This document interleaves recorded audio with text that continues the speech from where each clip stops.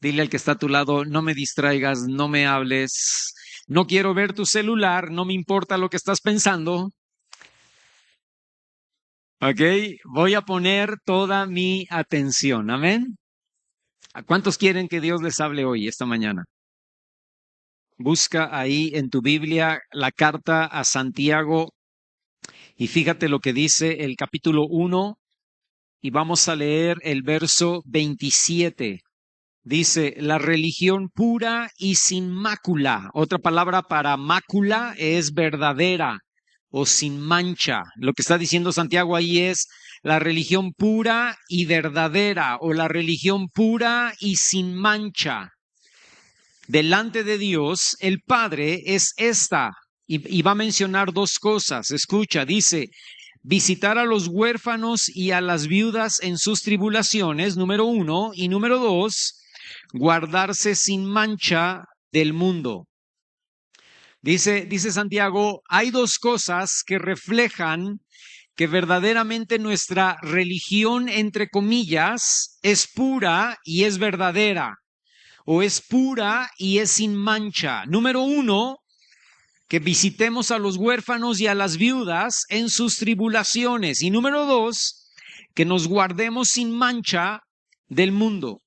Uno de los temas principales de Santiago, en la carta a Santiago, es demostrar la fe a través de las obras. De cajón, todos nosotros sabemos que somos salvos únicamente por gracia. Eso es indiscutible, hermano. Pero una vez que somos salvos, la Biblia dice, y Santiago lo confirma, debemos demostrar nuestra fe por nuestras obras. Es decir, la fe debe producir obras. Ya eres salvo por fe y por pura y mera gracia. Está bien, pero ahora tu vida cristiana debe demostrar obras, porque si no lo hace, Santiago dice que entonces es una fe muerta. La fe no puede ser solamente una emoción, la fe debe tener evidencias visibles. Nuestro cristianismo debe tener evidencias visibles. Y cuando Santiago usa la palabra religión, no está hablando de un sistema, sino está hablando de la práctica externa de nuestra fe interna. Tenemos una fe interna que debe transmitirse o que debe reflejarse en una práctica externa. Y Santiago dice, eso es verdadera religión. Yo les he mencionado mucho aquí que nosotros no somos personas religiosas. Yo les he dicho mucho aquí que la religión no sirve. ¿Por qué? Porque la religión solamente te llena de ritos y normas y lo que realmente sirve es una relación con Dios. Pero no me estoy contradiciendo. Lo que está Santiago diciendo aquí es que la fe interna que yo tengo se va a demostrar o se debe demostrar en una práctica externa, y si quieres llamarle a eso religión, está bien, es correcto. Tus obras y mis obras deben ser la demostración de nuestra fe. Espiritualidad no se mide por lo que sé. Espiritualidad no se mide por todo lo que he estudiado o a todos los congresos a los que he ido o todas las clases que he recibido en el evangelio, ¿no? Espiritualidad no se mide por eso, tampoco se mide por el tiempo que llevamos de ser cristianos. Más bien, la espiritualidad se mide por cuánto estoy obedeciendo. A veces, como cristianos, nos confundimos, ¿no? Y vemos a alguien que levanta mucho las manos, que danza, que aplaude, que canta con todas sus ganas y decimos, wow, qué espiritual. O vemos a alguien que ora fervientemente, ¿verdad? Que cuando alguien dice, vamos a orar, él es el primero que se avienta y ora, y su oración es así como que, wow, qué chida oración, ¿no? Señor, que estás en el cielo, te adoramos, y tú dices, yo quisiera orar. Ese hermano, esa hermana sí es espiritual, ¿no? O como cuando alguien dice, ¿cuántos han leído 5 veces la Biblia de Génesis, Apocalipsis? Y alguien levanta la mano, ¿verdad? Yo, humildemente, ¿verdad? Yo. Ah, ese sí es espiritual. Escúchame, no, no. O sea, qué bueno que dances, qué bueno que aplaudes, qué bueno que cantes con todas tus ganas, qué bueno que ores delante de todos y no te dé pena, qué bueno que leas la Biblia y la hayas leído 20 veces de pasta a pasta. Eso está muy bien. Pero escúchame, ser espiritual significa que es una persona que ha obedecido la palabra de Dios. Obedece a Dios a pesar de, obedece a Dios por encima de. Ahora, y una de las cosas que Dios nos ordena, hermano, escúchame la palabra que acabo de usar, ordena, es ver por las necesidades de los demás. Es una ordenanza. Yo siempre pregunto, ¿con una orden qué se hace? ¿Se obedece o se desobedece? Con una orden tú puedes obedecer o desobedecer. Y Dios ordena cosas que nosotros podemos obedecer o que nosotros podemos desobedecer. Yo te pido que vayas conmigo. Deuteronomio capítulo 24, por favor. Estamos calentando motores. Amén. Escúchame, hermano. Dios nos va a hablar hoy. Deuteronomio capítulo 24. Y fíjate lo que dice el verso 19. Cuando ciegues, o otra palabra ahí sería cuando coseches tu mies en el campo y olvides alguna gavilla o algún manojo en el campo, no volverás para recogerla. Será para el extranjero, para el huérfano y para la viuda. Para el extranjero, para el huérfano y para la viuda, para que te bendiga Jehová tu Dios en toda obra de tus manos. Y esa, hermano, esa ley, esa ordenanza era la misma regla que se usaba para cuando sacudían los olivos o para cuando recogían las uvas. Para cuando recogían la cosecha, los olivos o las uvas, Dios decía, vas a dejar algo allí en tu campo, vas a dejar algo allí en tu siembra para los extranjeros, para los huérfanos y para las viudas. La costumbre en Israel era cuadricular el campo de siembra y cosechar en círculos. Lo que hacían era que cuadriculaban el campo de la siembra y luego cuando cosechaban, cosechaban en círculos. Todo lo que quedaba en las esquinas, en las 4 esquinas de ese círculo o de ese cuadrado, como quieras verlo, todo lo que quedaba en las esquinas era para los desamparados.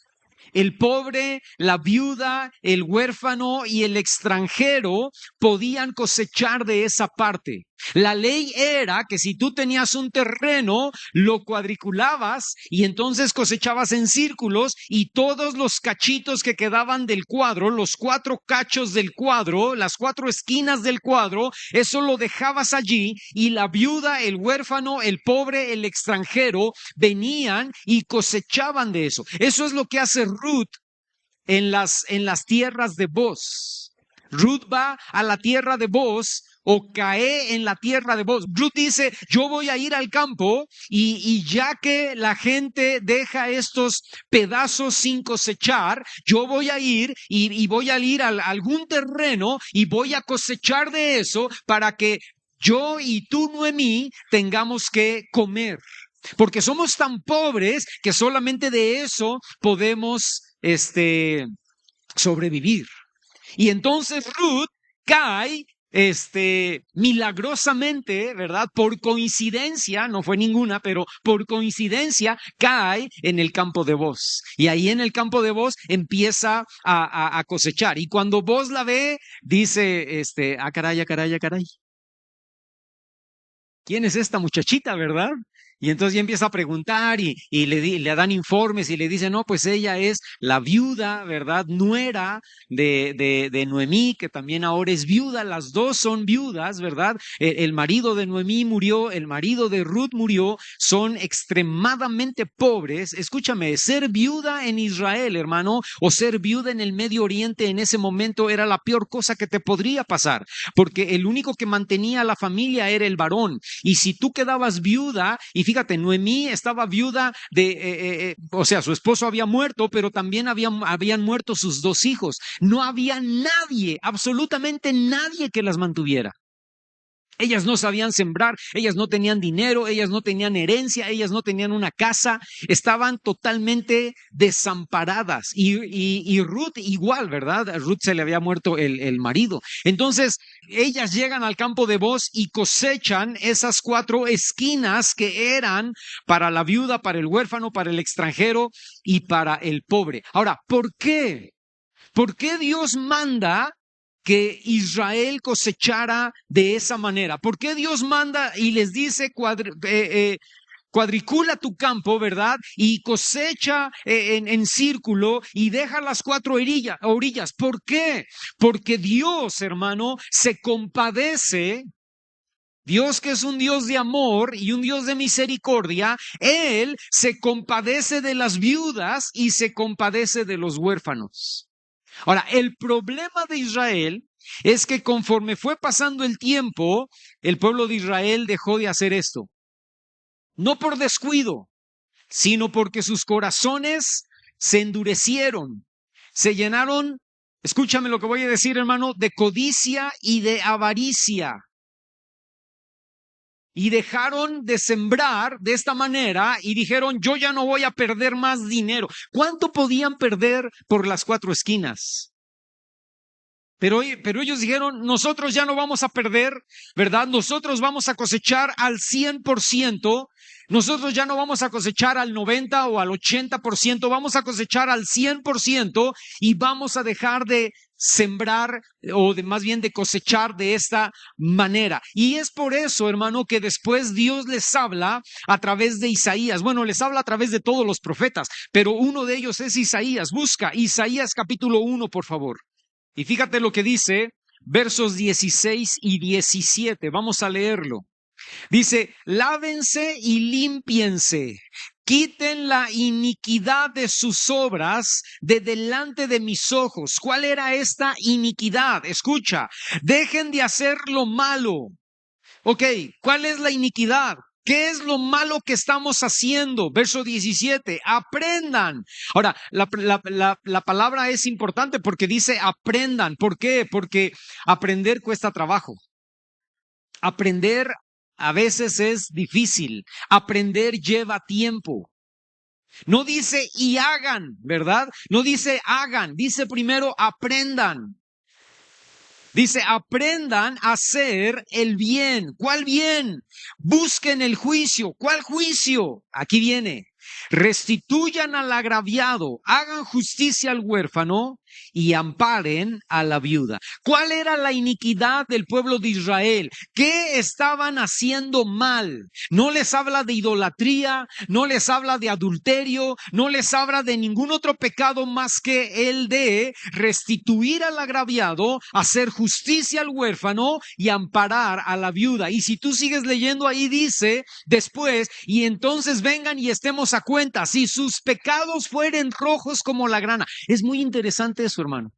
Porque a veces pensamos que cuando Dios está diciendo, y entonces si tus pecados fueren rojos como la grana, van a venir a ser blancos como la nieve. Cuando pensamos en eso, pensamos que el pecado era adulterio, pensamos que el pecado era idolatría, pensamos que el pecado era restituir al agraviado, hacer justicia al huérfano, amparar a la viuda. ¿Por qué? Porque no lo estaban haciendo.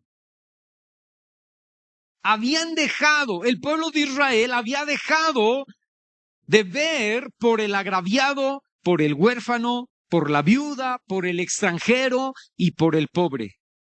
Dios les dice, yo no voy, lee ahí no los leas ahorita, pero cuando llegues a tu casa lee los versículos anteriores. Y dice, no voy a escuchar tus oraciones, no voy a ver tus sacrificios. Primero arrepiéntete, primero da un giro de 180 grados y comienza a obedecer lo que te mandé sobre los desamparados. Comienza a obedecer lo que te mandé sobre los que no tienen nada, sobre los huérfanos y sobre las viudas. Lo que el pueblo de Israel hacía en contra de los pobres, en contra de las viudas y en contra de los huérfanos, hermano, para este tiempo de Isaías, y después de Isaías se fue agravando, era que pervertían el derecho de las viudas y de los huérfanos y de los pobres en los tribunales, para quitarles todas sus propiedades y todos sus bienes. Los mismos judíos, judíos contra sus hermanos judíos, ¿verdad? Judíos ricos contra judíos pobres, judíos ricos contra viudas judías, judíos ricos contra huérfanos judíos, ¿verdad? Pervertían su derecho en los tribunales, les quitaban sus propiedades, les quitaban sus herencias, les quitaban sus bienes, los abandonaron a su pobreza extrema y el pecado se agravó tanto que esa fue una de las razones por las cuales Dios los llevó al cautiverio a Asiria, al reino del norte, y a Babilonia, al reino del sur. El pecado fue tan grave que Dios les habló al final, cuando tú ves cuando el reino del norte está siendo llevado a Asiria y cuando tú ves que el reino del sur está siendo llevado a Babilonia, Dios les habla a través de los profetas y les dice, los estoy mandando al cautiverio por su idolatría, los estoy mandando al cautiverio por su adulterio espiritual, los estoy mandando al cautiverio porque entregaron a sus hijos, los quemaron vivos siendo unos bebés delante del dios Moloch. Por eso los estoy llevando al cautiverio, pero los estoy llevando al cautiverio porque abusaron y no vieron por la necesidad de la viuda, del huérfano, del pobre y del extranjero. Tú dices, hermano, ¿y todo eso qué tiene que ver con nosotros, verdad? Ve conmigo, Mateo capítulo 24. No te voy a decir el versículo, pero te quiero dar el contexto de Mateo capítulo 24. Le preguntan los discípulos a Jesús, Señor, ¿y cuándo va a suceder tu segunda venida? ¿Cuándo vas a venir por segunda vez? ¿Qué va a pasar allí, verdad? ¿Cuáles son las señales que tenemos que ver? Y entonces Jesús en el capítulo 24 les empieza a explicar y les empieza a decir, bueno, van a pasar estas señales, terremotos, hambres, guerras, pestes, ¿verdad? Se van a levantar falsos cristos, ¿no? Y empieza a mencionar ahí varias cosas, va a haber mucha tribulación, el sol se va a oscurecer, la luna va a dejar de brillar, ¿verdad? Y empieza ahí a hablar de varias cosas importantes, pero habla de algo, hermano, que muchas veces pasamos por alto cuando hablamos de los últimos tiempos. El capítulo 24 en el versículo 12 dice, y por haberse multiplicado. Es muy interesante esa palabra. No dice por haberse sumado. Por haberse sumado la maldad. No dice sumar, dice multiplicar. Por haberse multiplicado la maldad, el amor de muchos se enfriará. Le preguntan, Señor, ¿qué señal habrá de tu venida? Y en medio de todos los acontecimientos que Jesús menciona dos sucesos muy importantes ahí en el versículo 12. Número 1, la maldad, el pecado se va a multiplicar. ¿No es verdad, hermano, que lo que estamos viendo en este tiempo es que el pecado se ha multiplicado? Cuando yo era un niño, los dinosaurios corrían libremente por la pradera. De hecho, yo tenía un dinosaurio de mascota. Pero escúchame, cuando yo era un niño, era una noticia, ¿verdad? Que alguien conocido de la familia o que no fuera de la familia fuera drogadicto, por ejemplo, ¿no? ¿Cómo? ¿Verdad?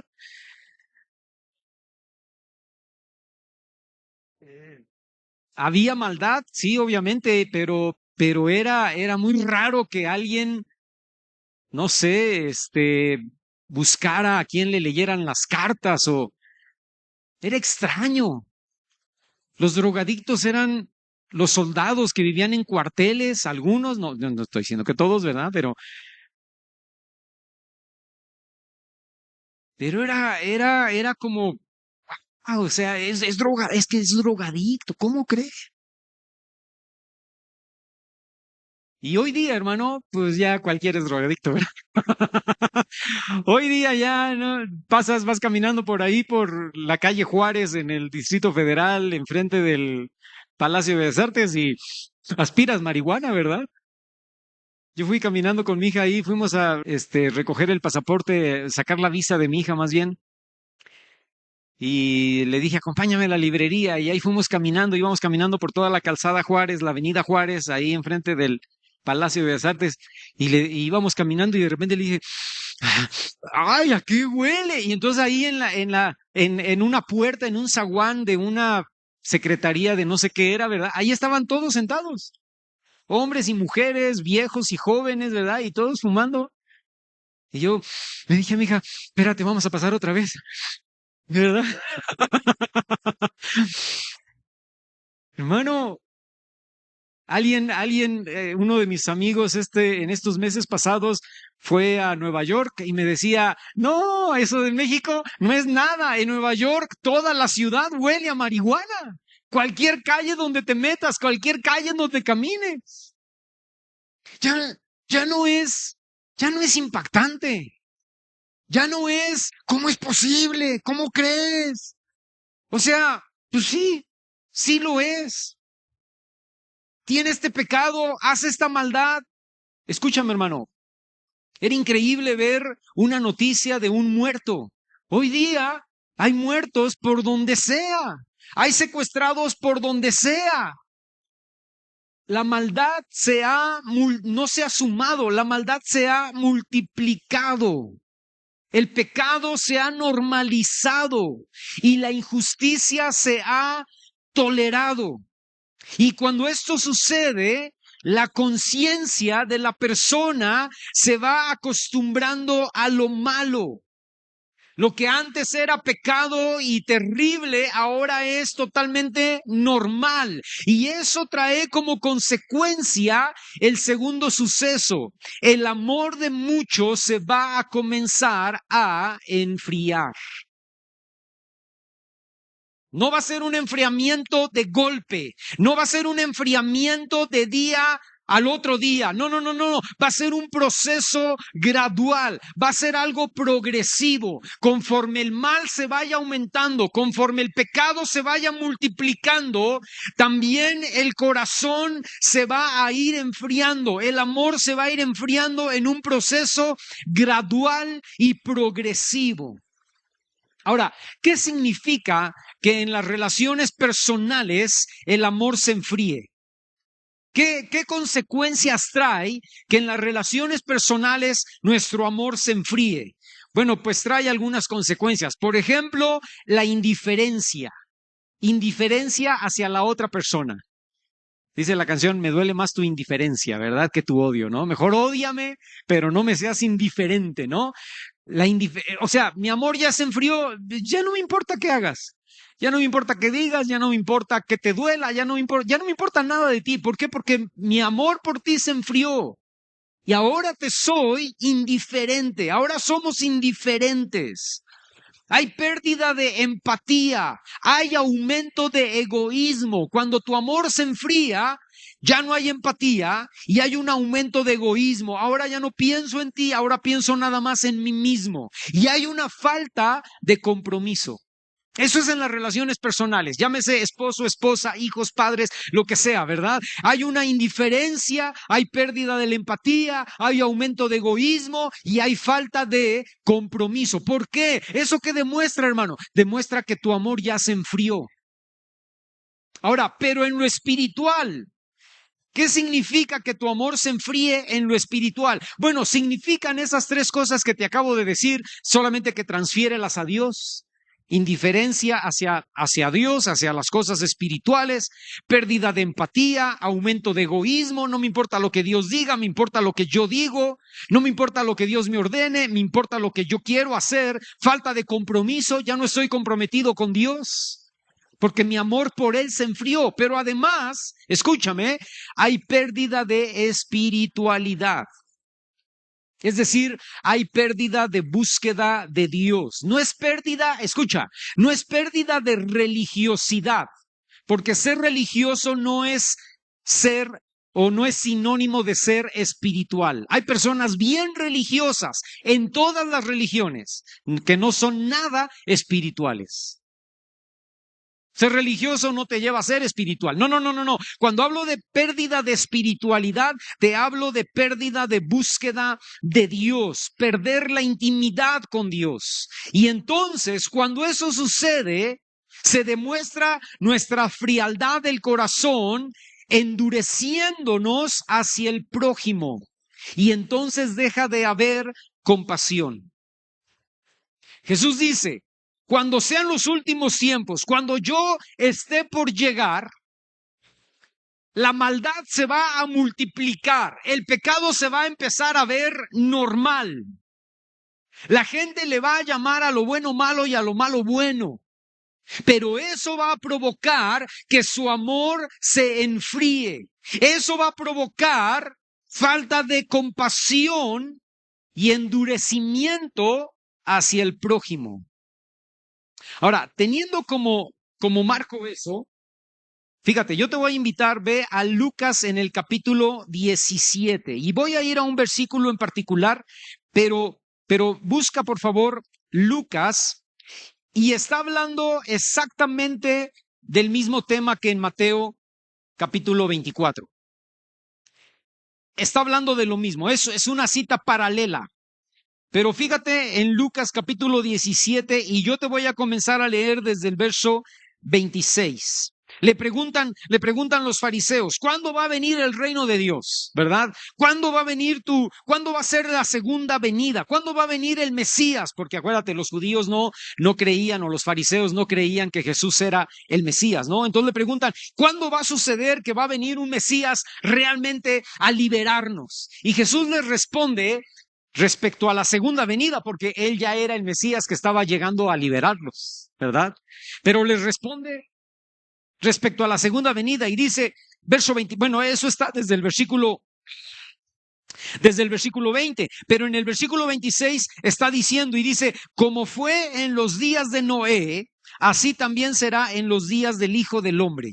Comían, bebían, se casaban, se daban en casamiento, hasta el día en que entró Noé en el arca y vino el diluvio y los destruyó a todos. Asimismo, como sucedió en los días de Lot. Escucha. Cuando comían, ahí aumentan más cosas. Fíjate, dice, cuando comían, bebían, compraban, vendían, plantaban, edificaban. Pero el día en que Lot salió de Sodoma, llovió del cielo fuego y azufre y los destruyó a todos. Así será como en los tiempos de Noé, como en los tiempos de Lot, así será el día en que el Hijo del Hombre se manifieste. En aquel día, el que esté en la azotea y tenga sus bienes en casa, no descienda a tomarlos. Y el que esté en el campo, asimismo, no vuelva atrás. Y ahora viene el verso al que yo quería llegar, el verso importante. Verso 32, dice, acuérdense de la mujer de Lot. Es el mismo contexto que en Mateo 24. Y en medio de la respuesta, tanto de Mateo 24 como de Lucas 17, en medio de la respuesta de los acontecimientos de los últimos tiempos, Jesús dice, acuérdense de la mujer de Lot. ¿Por qué? Hubiera sido mejor que dijera, acuérdense de Sara, que tuvo gran fe para creer en un hijo en su vejez, ¿no? O acuérdense de Débora, que fue una gran, ¿cómo se dice esto? Juez, ¿no? Una gran profeta. O acuérdense de Ana, que oró por su hijo, por un hijo, y Dios le dio, no le dio uno, le dio como 7, ¿verdad? Y le dio a Samuel, que levantó como... O acuérdense de, yo no sé, de Noemí, o de Ruth, o de Esther. Jesús dice, no se acuerden de ellas, ¿verdad? Acuérdense de la mujer de Lot. ¿Por qué? No tenemos ninguna información sobre esta mujer, hermano. No sabemos de dónde era. Es más, escúchame, no sabemos ni siquiera su nombre. ¿Cómo se llamaba la mujer de Lot? Pregunta para examen. ¿Cómo se llamaba la mujer de Lot? Señora de Lot. Doña Lot, ¿verdad? No sabemos. Y cuando la Biblia no menciona un nombre, eso es importante porque ese nombre es irrelevante. Cuando la Biblia no menciona el nombre de un personaje bíblico, quiere decir que Dios no lo tomó en cuenta. Quiere decir que Dios lo pasó por alto. Pero Jesús dice, acuérdense de esta mujer, acuérdense de ella. Ahora la pregunta es, ¿por qué? En medio de los tiempos finales, en medio de lo que Jesús está diciendo, la luna se va a oscurecer, la luna se va a convertir en sangre, el sol se va a oscurecer, las estrellas del cielo van a caer, ¿verdad? Van a surgir muchos Cristos, va a haber guerras, va a haber rumores de guerras, va a haber hambre, va a haber pestes. Acuérdense, en medio de todo eso, acuérdense de la mujer de Lot. Porque el pecado se va a multiplicar y el corazón se va a enfriar y ustedes necesitan acordarse de la mujer de Lot. ¿Por qué? Porque esta mujer representa, hermano, para ti y para mí, el peligro de un corazón dividido. El peligro de amar a Dios y al mismo tiempo y de la misma manera amar al mundo. Esta mujer estaba huyendo. Vamos a ponerlo de esta manera, estaba siendo salva de la destrucción de Sodoma y de Gomorra. Estaba siendo salva, estaba huyendo, pero su corazón estaba apegado a Sodoma. Y sintió, hermano, esta mujer sintió una gran nostalgia por lo que estaba dejando atrás. La mujer de Lot, dice Santiago 1:27, la religión pura y sin mácula es ver por las viudas, por los huérfanos y por los necesitados, número 1. Y número 2, guardarse sin mancha del mundo. ¿Te acuerdas que decía eso? Esta mujer no se guardó sin mancha del mundo, más bien se dejó contaminar por Sodoma y por Gomorra. Yo de broma digo que volteó a ver sus Sears, volteó a ver su Liverpool, volteó a ver su casa con jardín y alberca. Pero escúchame, no, realmente esta mujer le dolió dejar Sodoma, le dolió, le llenó de nostalgia abandonar su amada y querida ciudad. ¿Por qué? ¿Por qué le dolía tanto a esta mujer? ¿Cuál era? Yo te pregunto esta mañana, ¿cuál era el pecado de Sodoma? Y la respuesta inmediata que viene a nuestros labios, hermano, es el homosexualismo, ¿verdad? De hecho, la palabra sodomita ahora es una palabra moderna o es una palabra actual que se usa para identificar a gente que está viviendo en homosexualidad o en lesbianismo. Es un sodomita. ¿Por qué? Porque el origen, ¿verdad? O la raíz del homosexualismo lo vemos en Sodoma. La ciudad estaba llena de gente homosexual. Cuando llegan los ángeles, dice que los hombres de la ciudad vinieron y tocaron y dijeron, queremos conocerlos, ¿verdad? Lot los recibe y estos hombres se paran ahí ante la puerta de Lot y le dicen, nosotros queremos a los dos varones que entraron contigo sin saber que eran ángeles. Porque queremos conocerlos. Y esa palabra conocerlos no era ángeles, el pueblo de Sodoma, Los Ángeles, ¿verdad? O sea, no. Esa palabra conocerlos en el hebreo es un contexto sexual. Queremos tener relaciones con ellos. Y fueron tan agresivos, hermano, en ese deseo que dice que jalaban a Lot, ¿verdad? Y empezaron ahí con las manos, ¿no? Y a jalarlo y Lot peleaba y dice que los ángeles lo tomaron, lo metieron y cerraron la puerta y cayó ceguera sobre todos estos hombres que ya no podían ver dónde estaba la puerta, ¿no? Y le dijeron los ángeles a Lot, apresúrate a salir, apresúrate a irte de esta ciudad, porque Dios la va a destruir. Ahora, la respuesta es, ¿qué pecado había en Sodoma? Y la respuesta normal es, pues había este pecado sexual, ¿verdad? Era un pecado sexual. No, no. O sea, sí. Sí había un pecado sexual, pero ese no era el principal pecado de Sodoma.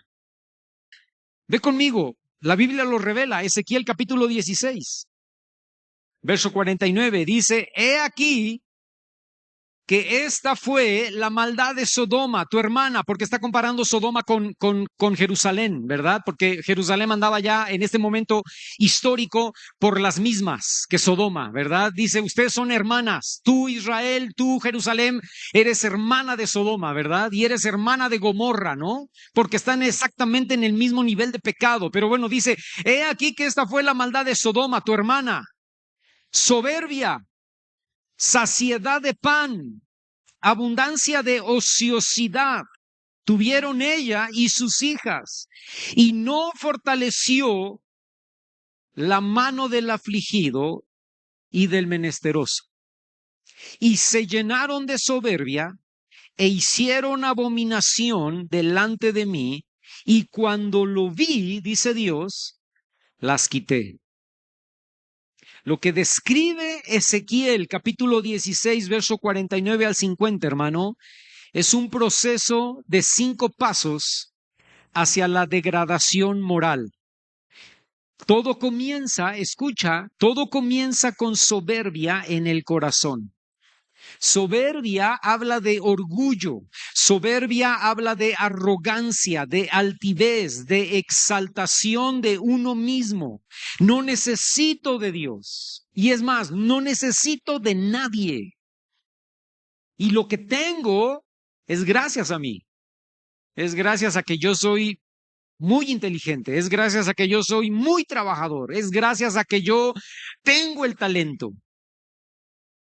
Dios no me ha dado nada a mí, Dios no me ha bendecido nada a mí, yo soy el que he ganado todo esto. Como Nabucodonosor, que salió de su palacio y dijo, qué gran imperio he hecho yo. Y en ese momento quedó loco, ¿verdad? Orgullo, arrogancia, altivez. Yo les he contado de un diputado que yo conocí, bueno, no lo conocí en persona, pero lo conocí porque estaba dando una conferencia, ¿no? Dio su testimonio en una iglesia que se llamaba, o se llama todavía Calacuaya, y este era un diputado de Oaxaca. Y él cuenta que él era arrogante, como todo buen diputado con fuero, era arrogante y era soberbio y era egoísta, ¿no? Y entonces un día se enojó con su esposa, dice, y me enojé con ella y nos dijimos los dos, porque ya nos teníamos hartos los dos, ¿verdad? Y nos dijimos los dos hasta la despedida. Y yo salí caminando por el patio de mi casa y cuando abrí la puerta, lo primero que veo es a un hombre chiquito, oaxaqueño, morenito, que me dice, ¿no quiere escuchar la palabra de Dios? Y entonces yo abro la puerta y lo veo y este hombre me dice, ¿quiere escuchar la palabra de Dios? Y yo le digo, yo no.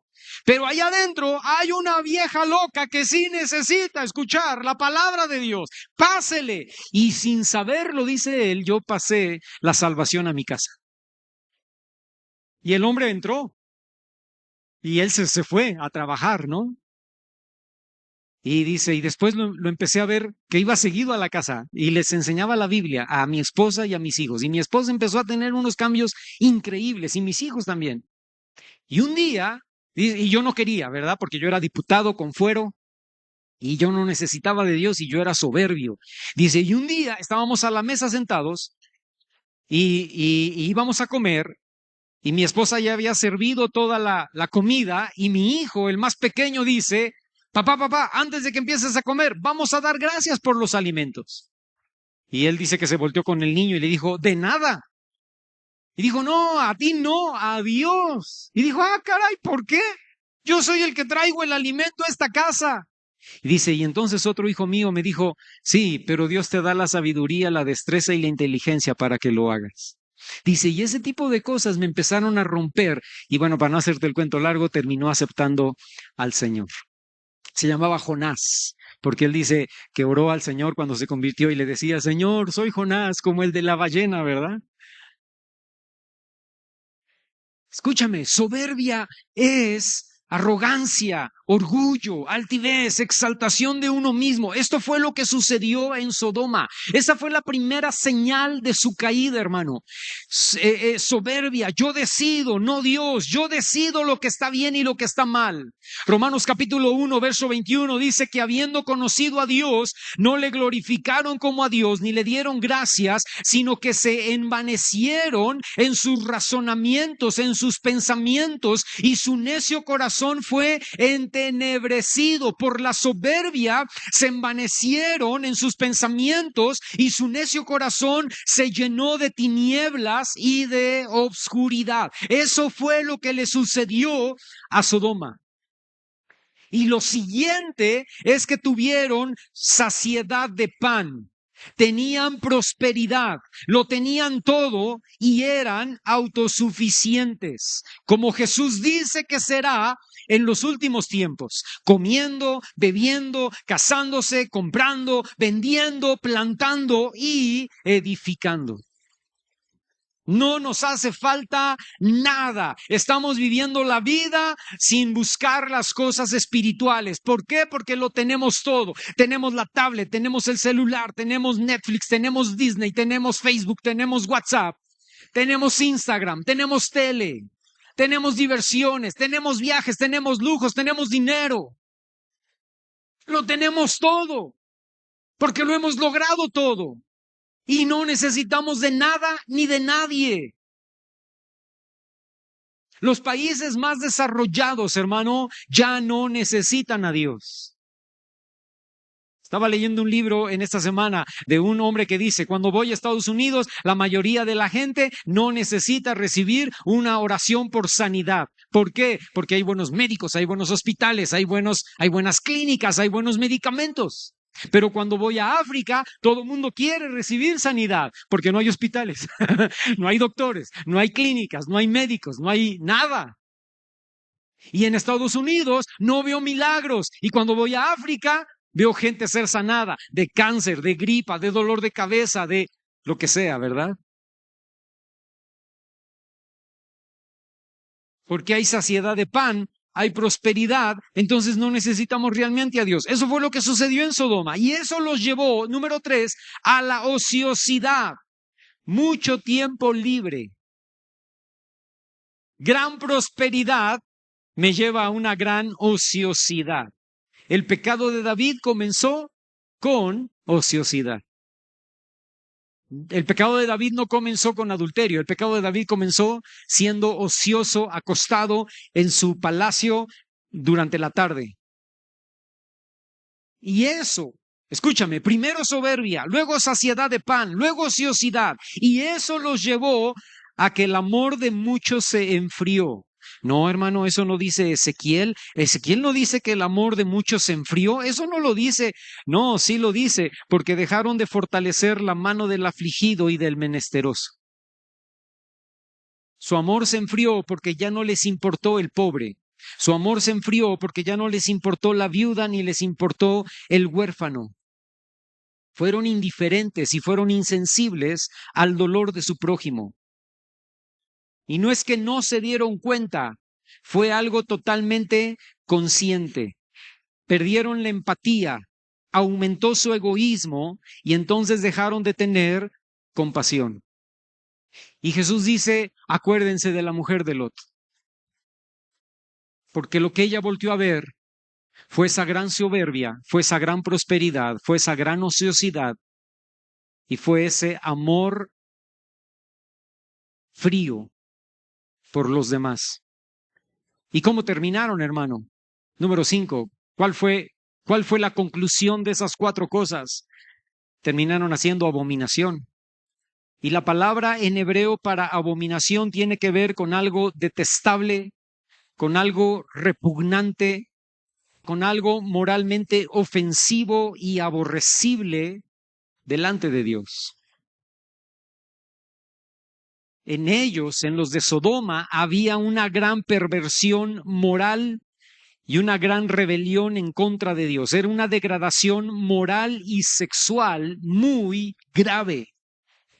Pero no fue solo el pecado sexual, el pecado sexual, hermano, fue más bien el resultado de las 4 primeras cosas. La maldad de Sodoma se multiplicó, justo como está pasando en el final de los tiempos.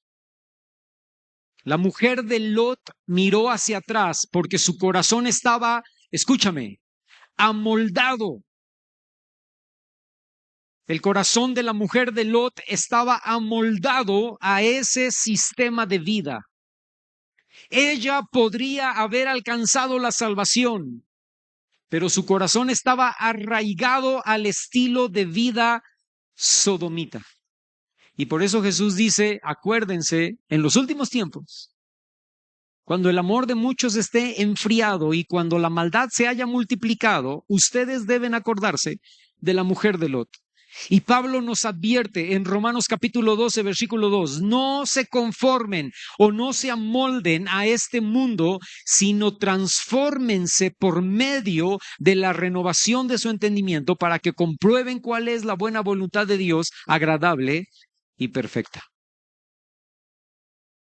El estilo de vida de este mundo es exactamente como Sodoma, soberbio, con prosperidad, con ociosidad, indiferente, insensible, egoísta y totalmente detestable delante de la santidad de Dios. Y el peligro de amoldarnos al mundo es que tú y yo corremos el riesgo de dejarnos llevar por este proceso de 5 pasos y que nuestro amor se enfríe, no solo por Dios, sino también para con nuestro prójimo.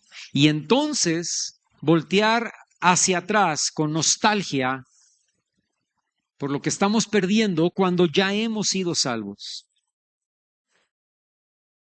Pecado no es solo hacer el mal. Escúchame. Pecado no es solamente hacer el mal, sino ignorar el bien que debemos hacer. Santiago dice, 4:17, el que sabe hacer lo bueno y no lo hace, le es pecado. El que ve al pobre, a la viuda, al huérfano y al extranjero y hace como que la Virgen le habla, eso es pecado. El que cierra sus ojos ante la necesidad de otras personas, eso le es pecado. Y Santiago, en el capítulo 2, del verso 14 al 16, Santiago dice, de nada le sirve a la pareja que viene a tu casa y toca, y dice, oye, estamos desnudos y hambrientos, de nada le sirve, estoy parafraseando, que tú le digas, ay, qué tristeza, vamos a orar por ustedes. O sea, orar está bien, qué bueno que ores. Pero dice Santiago, pero no le sirve de nada. Lo que le sirve es, además de que ores, lo que le sirve es que le des un buen plato de sopa y buena ropa, ¿verdad? Que cubra su desnudez y que quite su hambre y luego que ores. ¿Qué debemos hacer, hermanos, como cristianos? ¿Qué debemos hacer como iglesia? 3 cosas. Y ahora sí ya voy a entrar en la predicación. 3 cosas. Número 1, pedirle al Espíritu Santo que el fuego de Dios aumente en nuestro corazón. ¿Por qué? Porque si el Espíritu Santo trae fuego de Dios a nuestro corazón, eso va a traer un corazón sensible a Dios y a nuestro prójimo. Lo primero que necesitamos hacer es, Señor, trae fuego a nuestras vidas. Número 2, tomar acciones concretas. Debes preguntarte, ¿qué puedo hacer? Ok, hermano, muy bien. Usted dice que debemos ver a la viuda, al huérfano, al pobre y al extranjero. Ok, entonces, ¿qué debo hacer? ¿Qué debemos hacer como personas individuales? ¿Qué debemos hacer como familia? ¿Qué debemos hacer? ¿Qué debemos hacer como iglesia? Yo digo, hacer cosas prácticas. Yo les he contado de un muchacho en el instituto, cuando yo daba clases, ¿verdad? Un muchacho que se llamaba Ricardo. Hoy día está trabajando en una ciudad allá en Washington, en el estado de Washington, en Estados Unidos, ¿no? Pero él estaba conmigo en las clases y una vez él me contaba que su pastor, y eso se los he contado ya varias veces aquí, ¿no? Su pastor lo mandó por un predicador porque iba a haber un congreso en la iglesia y le dijo, ve por el predicador fulano de tal, él va a llegar a la central del norte Él vivía en el Distrito Federal, va a llegar a la Central del Norte y lo traes aquí a la iglesia. Y dice, y cuando yo iba entrando a la Central del Norte por el predicador, yo vi a todos los que estaban allí en la calle, en la banqueta, en las afueras de la Central del Norte, durmiendo, tapándose con cobijas y con cartones. Eran un número increíble de gente, hombres y mujeres, ancianos y jóvenes. Y cuando yo entré y los vi, dice, algo impactó mi corazón, algo golpeó mi corazón. Y yo entré por este hombre a la central de autobuses, por el predicador, y lo saqué de ahí, lo llevé a mi carro, lo llevé a la iglesia, pero yo ya no pude estar en la reunión porque toda mi cabeza daba vueltas alrededor de estos hombres y mujeres durmiendo afuera. Y dice, y era noviembre, diciembre, hacía un frío increíble. Y yo decía, ¿cómo puedo? ¿Qué puedo hacer? ¿Qué puedo hacer? ¿Qué puedo hacer por esta gente? Y Dios me habló, me contaba Ricardo, Dios me habló y me dijo café y pan. Yo dije, ¿qué? Café y pan. Y mientras que yo seguía orando durante los días que pasaron, Dios me decía, llévales café y llévales pan. Y entonces me junté con un grupo de jóvenes y les dije, vamos a llevar café y pan a esta gente. Y fuimos con el pastor, hablamos con él, el pastor dijo, está bien, pero vamos a hacerlo un día que sea reunión de oración en la noche, un viernes de reunión de oración, en lo que la iglesia se queda orando, ustedes se van allá a repartir café y pan. Y los jóvenes juntaron su propio dinero, compraron café, compraron pan, hicieron café, ¿verdad? Y lo llevaron. Y dice, llegábamos ahí a la central y despertábamos a las personas, les decíamos, oiga, ¿quiere café y pan? Y muchos decían, no, gracias. Es gratis. Ah, no, entonces sí quiero. Y empezaron a tomar café y pan y nos agradecían. Hubo un hombre, dice él, me contaba, hubo un hombre que nos dijo, es la primera vez, llevo años viviendo aquí, afuera, en la calle, es la primera vez que alguien me regala algo. Y los jóvenes llegaron a sus casas diciendo, papá, mamá, nos arrepentimos de nuestros pecados porque tenemos que cenar y le hacemos el fuchi al pan, al queso, a las tortillas de harina, a la lechita, al plátano. Estaban tan contentos los papás que querían que todos los días sus hijos fueran a repartir café y pan, ¿no? Fue un éxito tan grande que la siguiente reunión de oración, el pastor invitó a toda la iglesia y muchos dentistas, enfermeras, doctores fueron allí y además del café y además del pan, los dentistas veían a gente, les daban sus tarjetas y decían, si usted va a mi despacho, ¿verdad? A mi consultorio con esta tarjeta, yo le arreglo sus dientes sin costo alguno. Yo sé cortar el pelo, corta el pelo. Yo sé arreglar uñas, arregla uñas. ¿Qué podemos hacer? ¿Qué podemos hacer? Puede parecer poco, hermano, pero escúchame, siempre va a ser de bendición para los demás. Si somos fieles en lo poco, Dios nos va a poner en lo mucho. Número 1, pedirle al Espíritu Santo que el fuego de Dios aumente en nuestro corazón. Número 2, tomar acciones concretas. ¿Qué puedo hacer? Y número 3, establecer una provisión para dar de manera decidida y organizada. Yo les he dicho que Mireya y yo, desde que nos casamos, tenemos sobres donde metemos dinero a esos sobres, ¿verdad? Sobre de luz, sobre de agua, sobre de renta, sobre de diezmo, sobre de despensa, sobre de cine, lo que sea, ¿verdad? Aumenta un sobre y pon sobre para los necesitados. Y en ese sobre para necesitados mete 20 pesos, 50 pesos, 100 pesos, 500 pesos, lo que Dios ponga en tu corazón. Cada quincena, cada semana, mete dinero a un sobre de necesitados. Y cuando ya tengas 500, cuando ya tengas 1000, cuando ya tengas una buena cantidad, agarra ese sobre, métetelo a tu bolsa, sal a la calle cuando compres tu despensa o cuando salgas a trabajar. Y cuando veas a un necesitado, metes la mano al sobre, lo sacas y este sobre es para usted. Por un mes, por 2 meses he estado, hermano, pero ¿en qué se lo gastan? Lo van a querer a ti no te importa, Dios te lleva a la persona, mete la mano al sobre y dile, este sobre es para usted.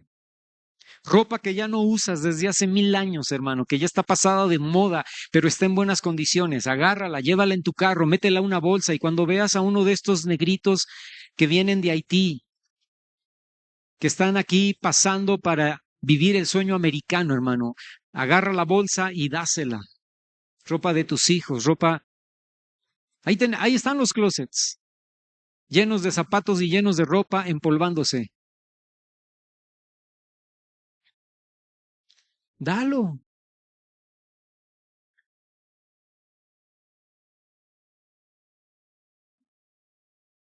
Tener una despensa lista en el carro. Y cuando veas a alguien en necesidad, entregársela. Poner mis talentos y mis dones al servicio de esa gente. Amén. ¿Cuántos quieren hacer algo? ¿Cuántos necesitamos hacer algo para obedecer a Dios? Vamos a ponernos de pie y vamos a orar. Habla tú con el Señor ahí y dile: Padre, perdóname si mi corazón se ha llenado de soberbia. Perdóname si he sido avaro. Perdóname si he sido codicioso. Perdónanos, Señor, si hemos tenido saciedad de pan, si hemos tenido abundancia de ociosidad y si eso nos ha llevado a que nuestro amor se enfríe. No queremos ser como la esposa de Lot. No queremos tener un corazón amoldado al mundo, Señor. No queremos tener un amor frío para con nuestro prójimo. Ven y enciende fuego en nuestro corazón para ti. Pero ven y enciende fuego en nuestro corazón también para dar a los demás. Ayúdanos, Señor. Ayúdanos como personas, ayúdanos como familia y ayúdanos como iglesia a ver por las necesidades de los demás. Ayúdanos a ver a la viuda, ayúdanos a ver al huérfano, ayúdanos a ver al necesitado, ayúdanos a ver al pobre, ayúdanos a ver al extranjero, Señor. Ayúdanos a obedecer, Dios. Impacta nuestro corazón, impacta nuestra vida para que podamos ser empáticos, para que podamos, Señor, de alguna manera, Dios, ayudar a los demás, a los que lo necesitan, dar de nuestros dones, dar de nuestro talento, dar de lo que tú nos has dado, Señor. Que nuestra religión, que nuestro cristianismo, Señor, se demuestre con obras. Que nuestra fe se demuestre con acciones concretas. Y no para que seamos aplaudidos, no para que seamos vistos de los demás, no, sino, Señor, para ser obedientes a tus mandamientos y a tus ordenanzas. Como orábamos en la adoración, Señor, que venga temor tuyo a nuestra vida, que tu espíritu nos impacte con temor de Dios en nuestro corazón y ese temor de Dios nos lleve a obedecer